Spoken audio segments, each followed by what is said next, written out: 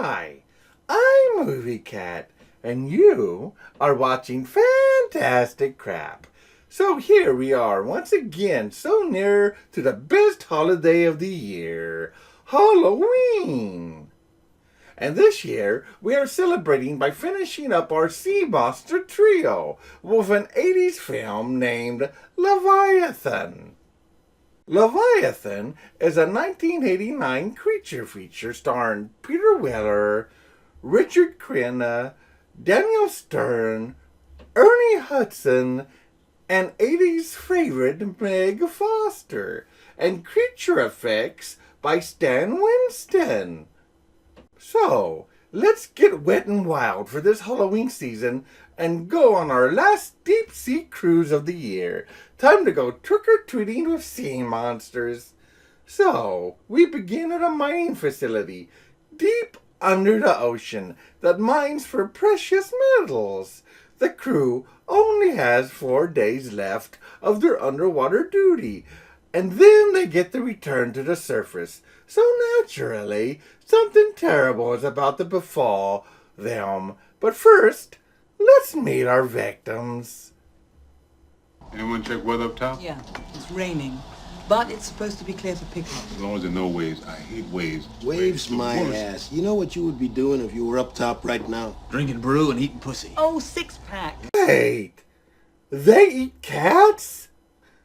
Barbaric! Oh, and yes, Daniel Stern's character is indeed named Sixpack. Anyway, Peter Weller plays Stephen Beck, the leader of the operation, and Richard Crenna plays Dr. Glenn Thompson, who most of the crew just call Doc. Doc used to be a top doctor until a new vaccine he created ended up causing a lot of deaths. Oh God, is this becoming topical all of a sudden? Anyway, and that is why he's stuck down at the bottom of the ocean as the crew's doctor. And he doesn't take his job seriously at all. Good evening. Name's Thompson, party 1. Our reservation was 8:15, not too near the orchestra, please. Are you gonna come to work tomorrow, Doc? Well, I'll be on the golf course in the morning. And if I don't have any babies to deliver, I could stop by after lunch. You know, it's just weird every time I see this guy in a movie where he doesn't continuously go on about how badass John Rambo is. Ow. Compliments of Bowman.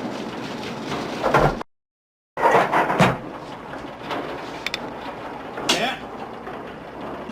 How the hell you do that? You don't say anything to anybody. Job security. Hey. The old fix the generator with a stick of gum routine. They all pull an all-nighter in order to get a day off, but after that they are back on the job. While out in the drink, Sixpack accidentally falls down a hole, and a teammate goes down to find him. That is a lot of sea penises. Tube worms. How's she gonna get out of there? Bowman, what's the self-contained air capacity that's... Do those things really exist? And do they really get that big? If so, I'm never going anywhere near the ocean, ever. So, they find a sunken Russian ship named Leviathan. Wow, it's nice of the Russians for naming their boat after the movie. Hee. So, they go in to see if Sixpack went in, and they find him looting the place. Woo-hoo! I'm rich, honey!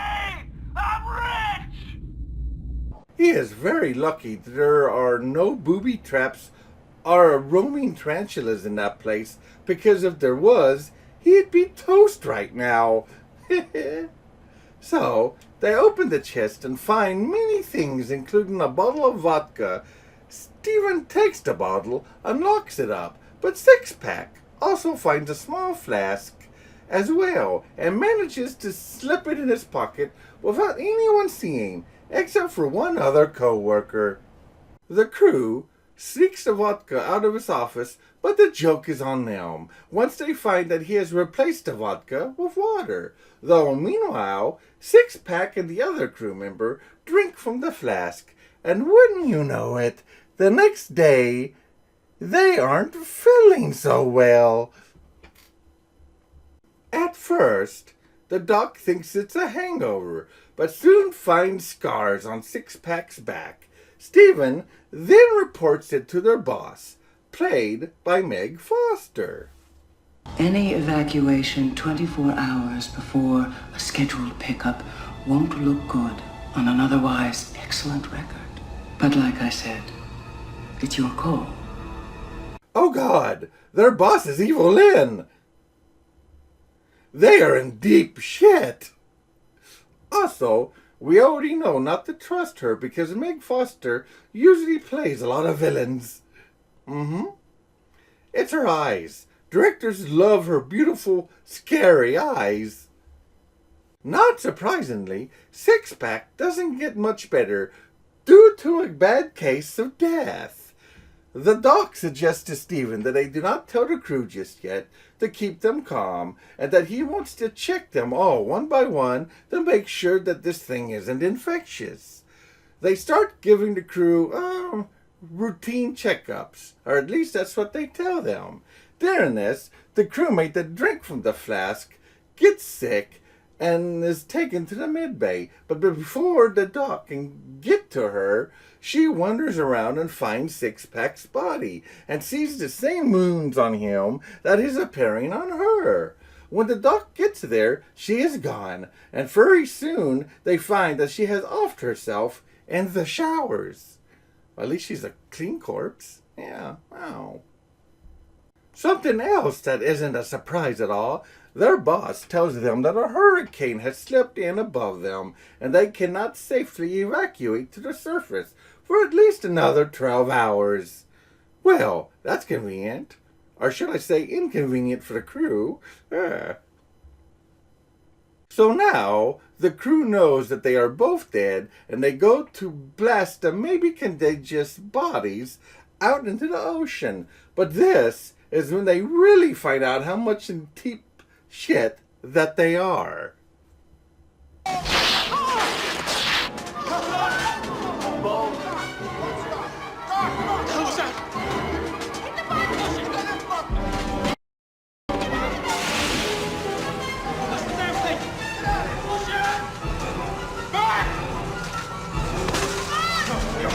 Well, now you can truly say that the cat is out of the bag. Ow.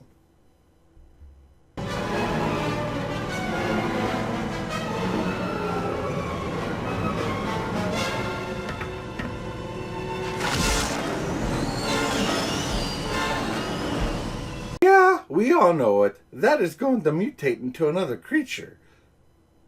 If you guys haven't realized yet, this is pretty much John Carpenter's The Thing underwater. The doc starts to believe that the company is going to leave them to die to cover up the whole thing. But Stephen has a little bit more faith in the company.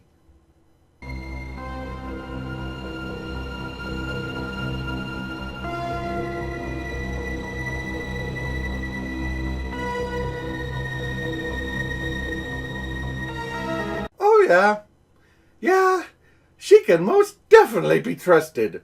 For sure.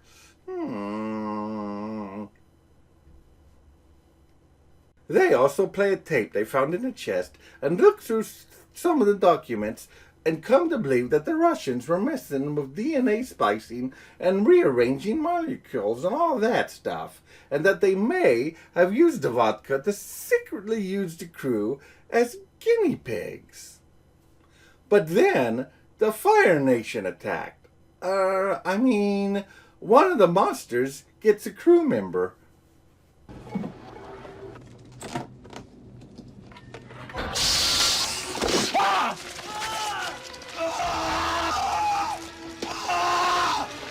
Don't you just hate it when you get attacked by a giant mutant sea slug while trying to find the popcorn? It's always annoying. They gather up the rest of the crew and try to wrangle up anything they can find that can be used as weapons. All right. Talking turkey. Now just wait one friggin' minute. Why the hell do they have a flamethrower in the undersea facility? Oh yeah, and around this time one of the crew members gets attacked, but the doc saves him.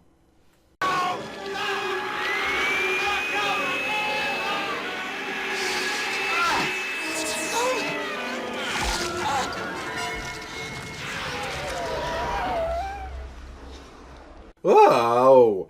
Let's see that again. Wow! This just may be an awesome-looking monster we are up against here. They discover that the monster got into the blood samples and that it needs blood to survive, so they form a plan to lure it out to the elevator exit and flush it out like before. The doc, however, decides that it's best not to risk the monster ever getting out of there and fires off all of the escape pods, trapping everyone down there. But then the crewmate that got scratched on his chest earlier finally mutates and gets to the dock.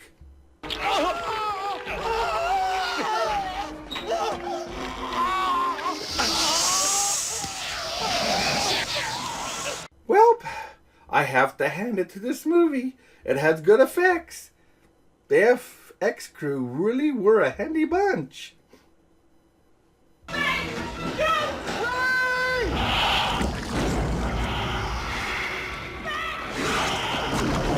What bad luck, fleeing from a bad hand job and running right into a sea monster.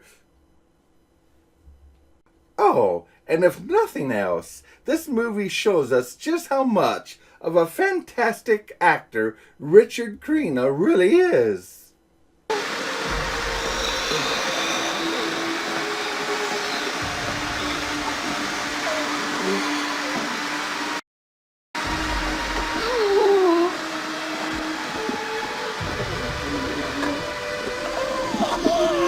Dear God, he is so convincing that even I feel his pain.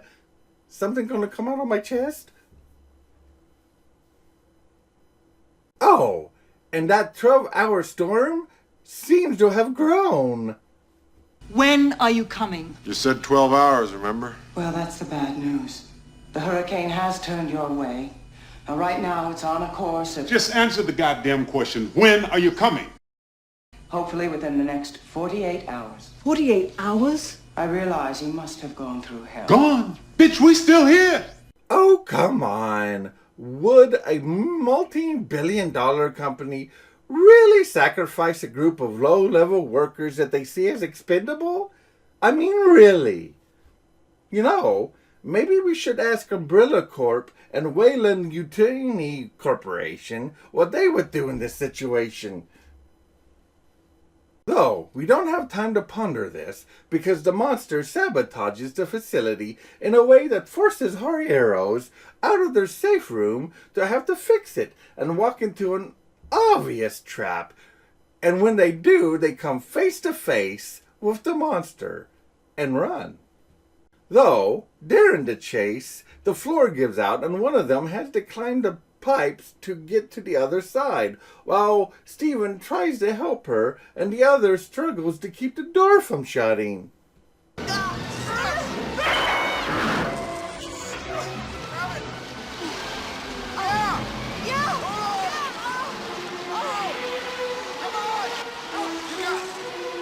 I've always love this scene. We have a very intense moment playing out, and you can see the monster in the background getting closer to her as the action plays out, and the camera never puts focus on it or calls it out with a horror stinger sound effect. Nope, it's just back there, slowly coming for them. They escape, of course, and form a plan to float to the surface in their deep-sea ocean mining suits, and they figure a way to keep them stable so they don't decompress.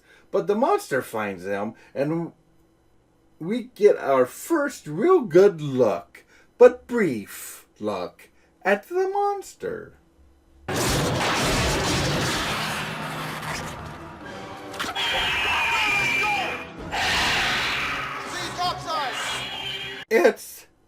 It's a giant catfish. And for some reason, I'm not upset about this. Ow. Steven helps the other two escape, but is left there with the monster, and it chases him around for a bit. Steven starts a fire to separate himself from it, and manages to get in the suit and get into the elevator and activate it.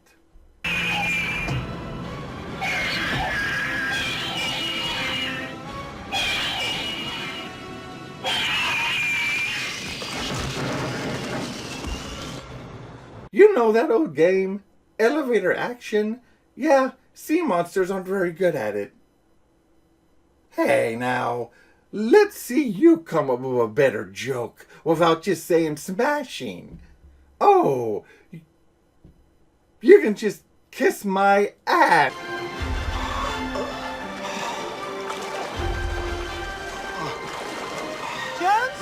Jones? So where's the goddamn hurricane? Yeah, that's a good question. So obviously they make it to the surface, but it seems the universe really hates them, or one of them got cursed with bad luck by a gypsy. Shark! Where are they? Close! Stay close. Willie, stay close! Talk about having a bad day. Well, some people are just born to be fish food, I guess. Well, actually, they managed to both fend off the sharks and use flares to get the attention of a rescue copter. Jesus. Get those people up. Oh yeah, that's right. There were two monsters down there with them. Also, we get to the point in the film that most of the fans of the film despise because it just feels so mean-spirited. Get out of here!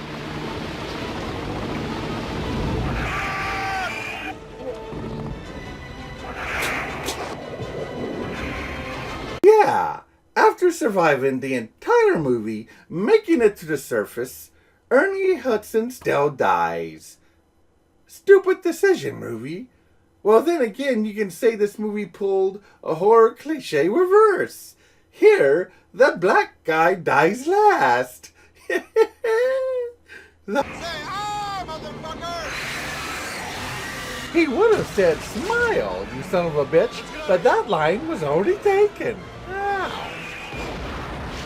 Though, apparently, behind the scenes, Ernie Hudson argued with the director, trying to convince him that he should live, but the director wouldn't have it. It was his movie, and he was ending it the way he wanted to end it. Though, I must say, the director's decisions for the ending weren't all bad. You made it. No one back at Trioceanic believed me. But I never gave up on you once. How do you feel? Better. A lot better. Yes! Good end! Now, before anyone complains about hitting a woman, this is 2025, and if it's okay for a male culprit sleazebag to be punched out for being a cold-hearted prick and letting a group of innocent people who trusted him die horribly by a sea monster, then the same should go even if the culprit sleazebag is a woman. Equality! Gotta love it. Actually, it turns out that originally, Meg Forster's character was originally a male, but late in the hiring process, they got Meg Foster, and the director decided not to change the punch at the end, and left it in. I'm glad he did, because after the stupid BS of Ernie Hudson's character being abruptly killed off, we needed a nice, sharp, satisfying moment right before the ending. So, that was Leviathan, a fun sea monster flick from the 80s. Yes, it is true. In no stretch of the imagination was this an original movie. It took heavily from Alien and The Thing, but it's still a well-made and entertaining monster movie. Sometimes you just need a straightforward and fun formulaic monster feature to help you relax after a long, hard day. I give Leviathan 6 hairballs out of 10. And that wraps up a Sea Creature Trio and our Halloween episode. I hope you guys enjoyed this. And don't fret, Halloween may be over. But I also have a very festive movie for next month planned. And it has an iconic horror legend in it. So, until then, keep watching those B-movies. And I will see you next time. You know, I really need to come up with a creative line to say at the end of these videos. You know, like Elvira's pleasant dreams, or Cisco and Ebert's until then the balcony is closed. Let's see. What can I come up with? Okay, maybe this will work. Fuck you all, and watch my show, or I'll piss in your cereal. Good night! Nah, that's not quite it. See, this is why I need decent writers.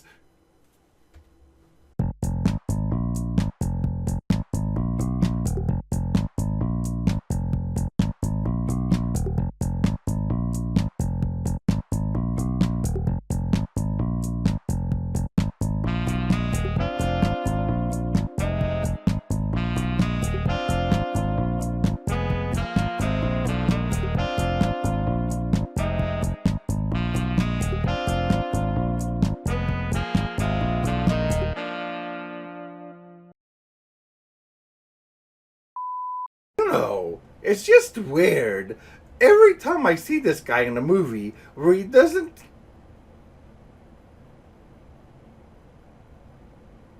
Brain farts suck.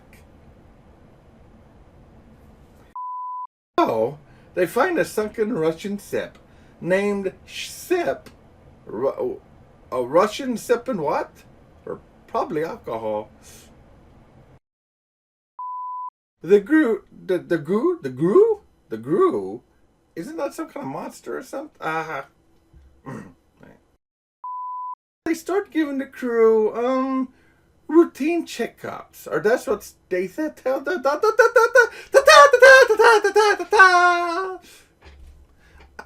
I'd actually like to be in a musical one day. Oh, come on. World. Come on, world. Worship me. I'm a cat. Oh, we don't have time to ponder that right now. Because